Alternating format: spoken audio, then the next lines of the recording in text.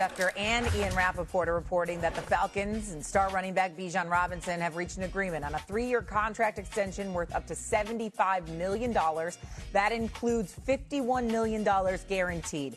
Bijan Robinson is now the highest paid running back in NFL history, making more than $22 million per year. Bijan passed Philly's Saquon Barkley, who got extended last offseason after winning the 2024 Offensive Player of the Year. So what does this extension now mean for Bijan and the running back market, S.A.? Well, first of all, I love the fact that I see a running back getting paid. I think one of the most egregious thing in all of sports is the treatment that running backs in the National Football League have received. I'm a big-time proponent of running backs from the standpoint your production is what should speak for you. Somebody should project based on what you produce, your health, etc. It shouldn't be, oh, your birth certificate is this. This is the amount of dust it collected. And no matter what you've done, how you look, how healthy you are, this is the money that we're going to give you. I think that's egregious. That's something that they've been going through for years. So to see a Saquon Barkley at $20 million, to see Bijan now at $22 million, to see the $75 million deal with $51 million guaranteed, he deserves it. Let me tell y'all who the hell Bijan Robinson is. Break it down. Number one in the National Football League in touches. Since 2023.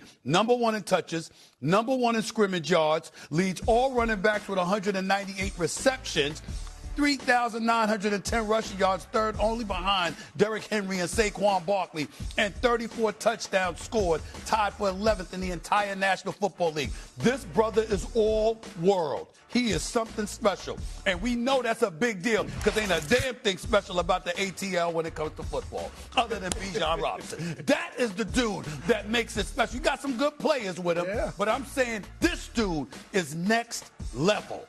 And when you see somebody like him handle himself the way he's handled himself, getting paid, being rewarded for his greatness, and the projection that the greatness ain't going to dissipate, this is what you do. This is how you take care of somebody like this. I'm very happy for him. It's well-deserved. He's that guy. You talk about their offense, and you read off all of the numbers. What's so special about Bijan Robinson? They line him up all over the field. He aligns at wide receiver, at running back. Their entire offense goes through him, and this is such a big signing because right now, Atlanta doesn't have a quarterback. So giving a guy... The Nikola Jokic contract saga has left me scratching my head, and as a fan, I'm still trying to make sense of it all. On one hand, I trust Jokic when he says Denver is where he wants to be, but on the other hand, this could be a bumpy ride for the Nuggets.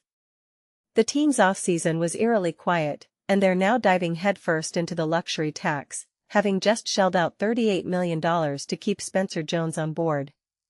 And let's not forget, they're also committed to keeping Cam Johnson and Christian Braun, at least for now. The big question on my mind is, if Jokic is willing to wait for a maximum payday in his late 30s, will he do it all again next year when he has a player option?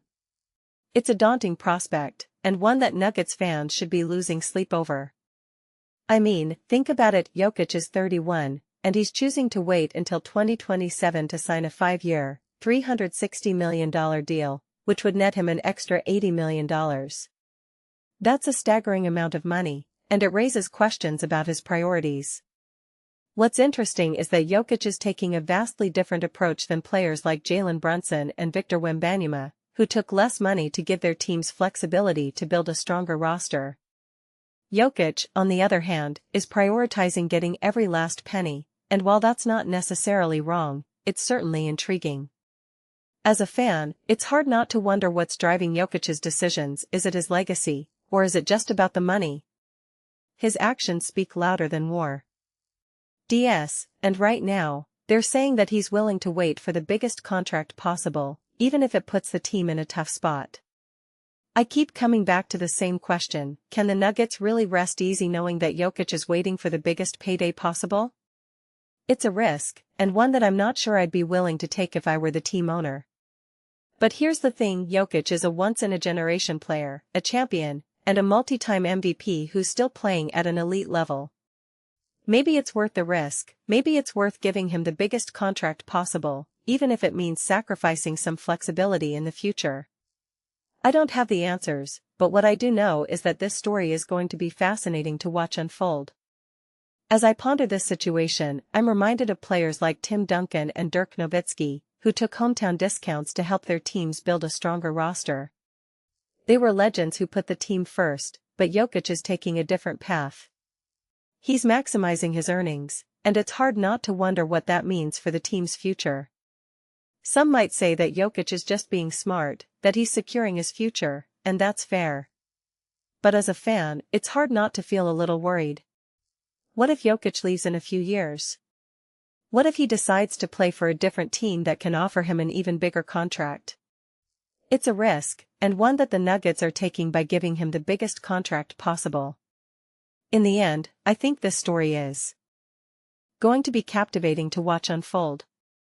Jokic is a once-in-a-generation player, and he's worth every penny he's getting. But as a fan, it's hard not to wonder what the future holds. Can the Nuggets really sleep well at night knowing that Jokic is waiting for the biggest contract possible?